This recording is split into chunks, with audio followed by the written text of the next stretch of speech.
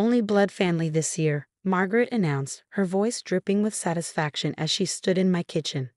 We're going back to our traditional party dinner.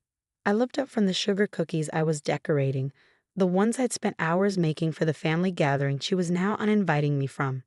My name is Emma, and at 34, I've been married to her son James for 5 years.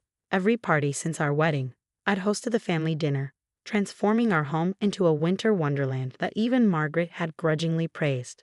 I don't understand, I said, keeping my voice steady. I've hosted party for the past 5 years. Margaret's perfectly lined lips curved into a smile that didn't reach her eyes. Yes, and it's been interesting. But this year, with Thomas's new baby, we want to keep it intimate, family only. Thomas was James's brother, and his wife Jessica had just given birth to their first child. Jessica, apparently, was invited despite also being an in-law. The distinction wasn't lost on me. Jessica will be there, I asked, already knowing the answer. Well, of course, Margaret waved her hand dismissively. She's different. She's the mother of my first grandchild. The real message was clear. Until I produced a grandchild, I wasn't really family. Never mind that James and I had been trying for 3 years, dealing with fertility issues that Margaret constantly dismissed as excuses. I see, I said quietly, setting down the piping bag. And James knows about this. Oh, he understands. Family traditions are important.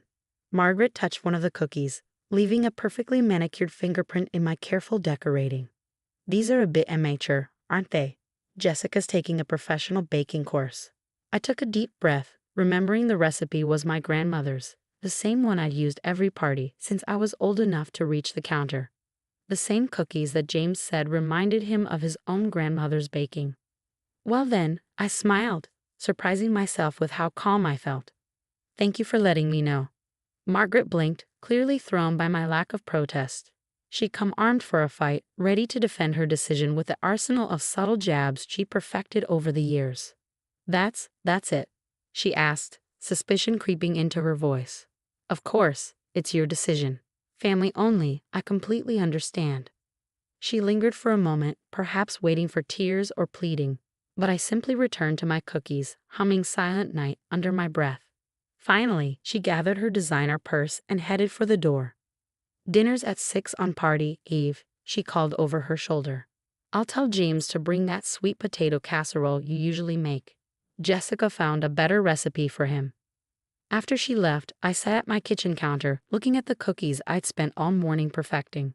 5 years of trying to win Margaret's approval, of hosting perfect dinners, of swallowing her backhanded compliments and subtle digs about my inability to give her grandchildren. I picked up my phone and called my best friend, Sophia. She did what? Sophia exclaimed after I explained the situation.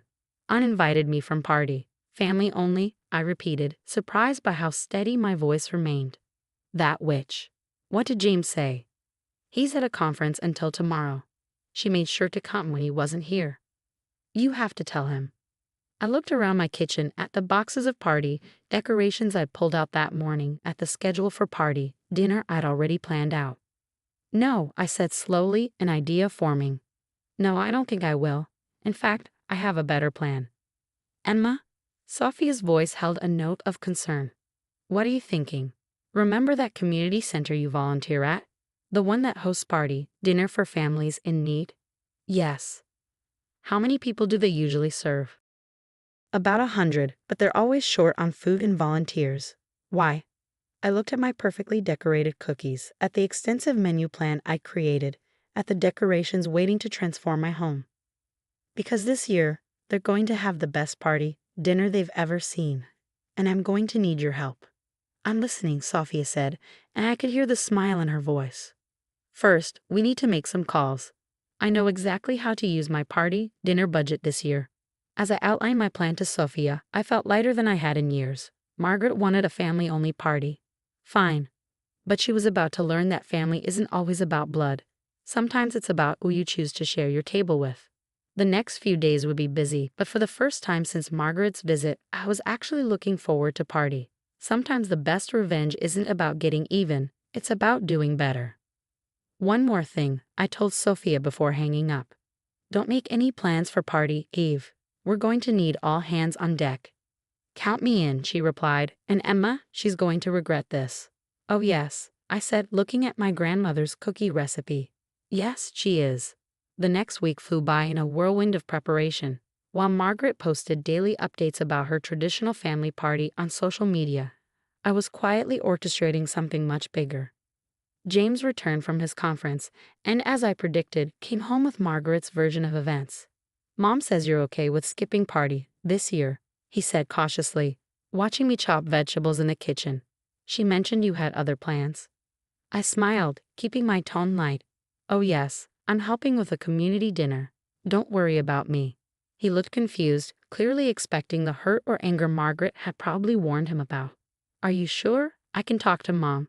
"Absolutely sure," I replied, reaching up to kiss his cheek. "Your mom wants a traditional family party. I respect that. Besides, I'm excited about my plans." Over the next few days, I watched James grow increasingly uneasy with my cheerful acceptance. He'd come home to find me baking dozens of cookies, preparing freezer meals, or coordinating with Sophia on the phone. Each time he asked if I was really okay, I assured him I was better than okay. The community center was thrilled with my offer to help. When I mentioned I'd be bringing enough food for 100 people, complete with decorations and gifts, the coordinator nearly cried. "We usually struggle to provide the basics," she explained. "This is like a party miracle." What Margaret didn't know was that I'd been saving all year for party dinner, planning to make it extra special. Now, instead of spending it on her ungrateful family, every penny would go toward making party memorable for people who would actually appreciate it. Sophia and I spent days transforming the community center. We hung twinkling lights, set up party trees, and created centerpieces for each table. My grandmother's cookie recipe was multiplied tenfold, and the freezer was stocked with casseroles and sides. 3 days before party eve, Margaret called. "James says you're working at some soup kitchen." Her voice dripped with disdain. "Really, Emma, there's no need to be dramatic. If you'd like to come to dinner, you only need to ask." I stirred the pot of homemade hot chocolate on my stove, smiling at her transparent attempt to make me beg. "Thank you, Margaret, but I'm quite excited about my plans. The community dinner is going to be wonderful." "Community dinner?" she scoffed. "Serving food to strangers instead of being with family? What will people think?" "They'll think I'm doing exactly what party is about, sharing joy with others." The silence on her end was satisfying. Finally, she spoke, her voice tight. "Well, I hope you enjoy your charity work. We'll be having a proper family celebration." "I'm sure you will," I replied cheerfully. "Oh, and Margaret, don't worry about having James bring the sweet potato casserole. Jessica's new recipe probably won't go well with frozen turkey anyway." Before she could respond, I hung up, feeling lighter than I had in years. Party eve arrived bright and clear.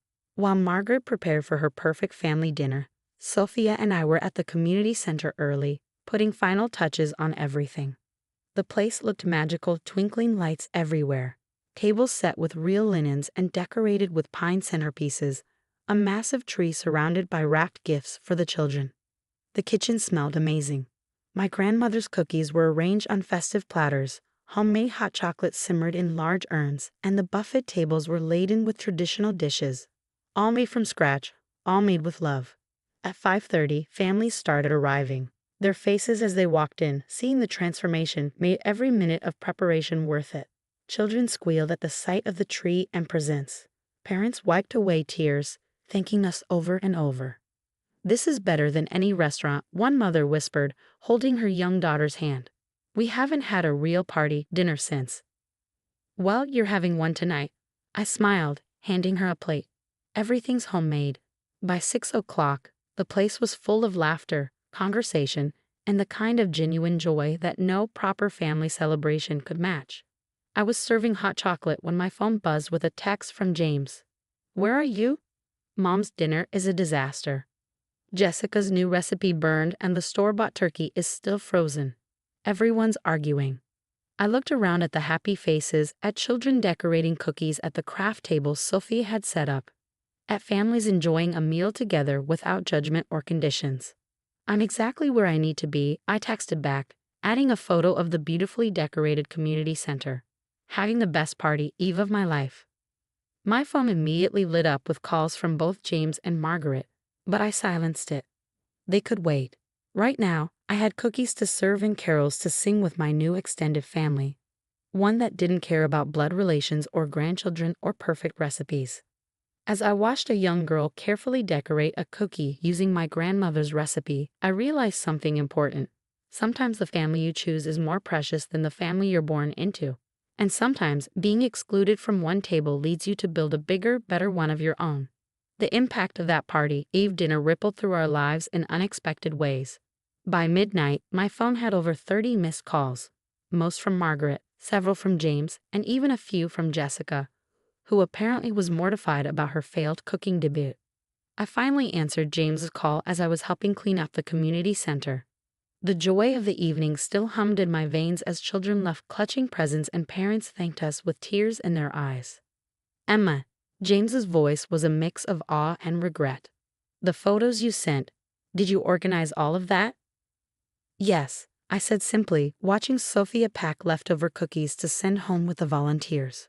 This is what I chose to do with our party, budget instead of hosting your mother's perfect dinner. It's incredible, he paused. Mom's dinner was, well, it was awful. Everyone left early. She's furious. I'm sure she is, I replied, not feeling an ounce of sympathy. How's Jessica's recipe book working out? He let out a shaky laugh. Everything burned. We ended up ordering Chinese food, but most places were closed. Mom's still in tears about ruining her traditional family party. I thought about the families who'd just left our dinner. How many had said this was their first real party celebration in years? Sometimes traditions need to change, James. Sometimes we need to realize what really matters. The next morning, party day, I woke up to find James sitting at our kitchen counter, staring at the dozens of thank you notes that families from the community center had written. Why didn't you tell me? He asked softly. About Mom uninviting you, about all of this. I poured myself a cup of coffee, taking my time to answer. Because you needed to see who your mother really is without me pointing it out. And because I needed to prove something to myself. What's that? That I don't need your mother's approval to be part of a family. That I can create something beautiful and meaningful without her permission. He nodded slowly, picking up one of the cards covered in childish handwriting and glitter. You certainly did that. These people, they'll remember this party forever. So will your mother, I added, unable to keep the satisfaction from my voice. As if on cue, the doorbell rang. There stood Margaret, looking decidedly less polished than usual. Her eyes were red, her designer outfit slightly wrinkled. The newspaper, she thrust a paper at me. Had you seen it? I hadn't, but there on the front page was a photo of our community center dinner, twinkling lights and happy faces captured perfectly. The headline read, Local Woman Creates Party, Miracle for 100 Families. They interviewed me last night, I said, scanning the article. Look, they even printed my grandmother's cookie recipe. Margaret's face flushed. You did this to humiliate me. No, Margaret, I corrected her gently. I did this because you showed me what family really means. It's not about blood or tradition or perfect recipes. It's about love, acceptance, and making room at your table for others. She opened her mouth to argue, but James cut her off. Enough, Mom. You excluded Emma because she hasn't given you a grandchild. You played favorites with Jessica because she did. But look what Emma created while you were busy planning your perfect family dinner. She made party magical for 100 families. Margaret's lips trembled. I just wanted a traditional family, and how did that work out? I asked, not unkindly. While you were serving frozen turkey and burnt casserole to your blood relatives, I was sharing my grandmother's recipes with people who appreciated them. That's the thing about family, Margaret, it grows when you open your heart, not when you close your doors. The silence that followed was heavy with realization. Finally, Margaret spoke, her voice small. The article, it mentions you're doing it again next year? Yes, I nodded. The community center already asked. Apparently, word's gotten out. We might need to plan for even more families. She clutched her designer purse tightly. Perhaps I could help. I do have some experience with event planning. I shared a look with James, seeing the hope in his eyes. We could use an extra pair of hands, I said carefully. But understand this, everyone is welcome at that dinner. Everyone is family. Margaret nodded slowly, understanding the deeper meaning in my words. As she left, I turned to James. Think she learned her lesson? He pulled me close, kissing the top of my head. If she hasn't, she will. You've shown everyone what party should really be about. That evening, as James and I delivered leftover cookies to our neighbors, my phone buzzed with a message from Margaret. It was a photo of her perfect designer party tree with a simple caption. Next year, would you teach me your grandmother's cookie recipe? I'd like to learn how to make party magical too. I smiled, typing back, of course, that's what family does. Sometimes the best revenge isn't about getting even. It's about showing others a better way. Margaret had tried to exclude me from her family, but in doing so, she'd helped me create something far more meaningful. A celebration where everyone was welcome, where family wasn't defined by blood but by love. And that was the greatest party, gift of all.